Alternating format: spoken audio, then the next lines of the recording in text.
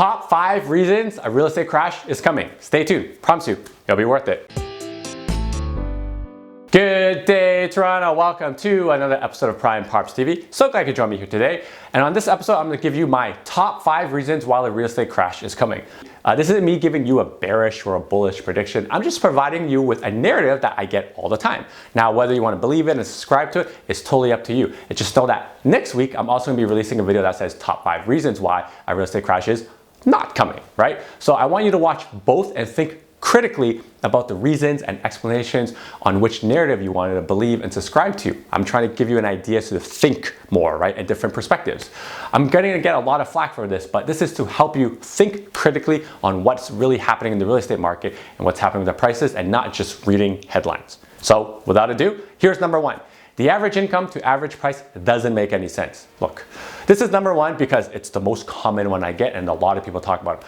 A lot of first-time home buyers and real estate buyers will always gravitate towards this point, that the price of real estate is going up so high relative to the average person and the average income that you cannot afford real estate anymore. My question to you is this: why is this the metric we use? Why does it have to be against the average price? Is it fair that an average person cannot afford a home in Toronto anymore? Yes, but should everyone be able to own their home in a city like Toronto? I'll let you decide. There are houses that are in the 500s in Peterborough in the east, or really in the north, or Brantford in the west. The average income can most definitely afford a detached home there. Those are really mean, but also really true comment on my YouTube comments once, and I'll read it for you. Does everyone deserve to live in a detached bedroom home beside a subway station? Think about it. Number 2, interest rates are going to go up. Look, interest rates are one of the biggest driving factors for a real estate boom or bust. If interest rates go up too much, then the market could go bust along with the entire economy, because interest rates don't just drive real estate. But now if interest rates go down rapidly, we can saw a huge boom like we did during the pandemic. So I'm 100% sure interest rates are going to go up at some point in the next 3 to 5 years, guaranteed. My question to you is, how much are they going to go up? And how much is it going to affect the real estate market? Here's a chart over here of the overnight interest rate over the last 25 years in Bank of Canada. The federal budget back in 2008, where I pointed over here, was at $490 million. Interest rates was at 4.5%. The federal budget was announced last month, and we're at $353 billion deficit. I hope you realize that $1 billion is 1,000 millions. You have to remember, Canada also has to pay its own interest on the debt it owes as well. How much can interest rates go up substantially? Think about that.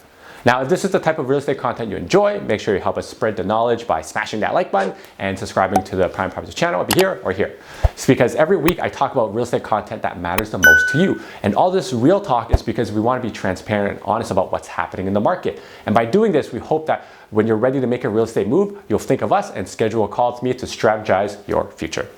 Number 3, the credit crisis. Look, real estate is fueled by credit, guaranteed. We already know that, right? Because when you basically buy real estate, you don't pay it all in cash. You pay maybe like 5 or 20%, and the bank gives you the rest via a mortgage. This means that if there's ever a time the banks decide to stop lending money for real estate, prices will come tumbling down because nobody can buy it, which means that the demand side is going to completely halt. This is exactly what happened in the US back in 2008. Everything will blow up because we live in a credit-driven world. The critical question here is, how likely is the credit crisis going to happen? We have 5 big banks that run an oligopoly in Canada, and the question is the government, or will the government, let them fail?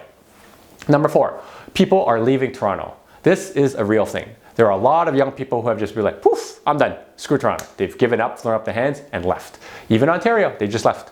Is this enough of a driving force to make the real estate market crash? How much demand are the people who are leaving taking with them relative to the amount of supply in the Southern Ontario area? Are these people being replaced by other people via immigration, or maybe other people are coming from different provinces into Ontario? Think about it. Number 5, work from home.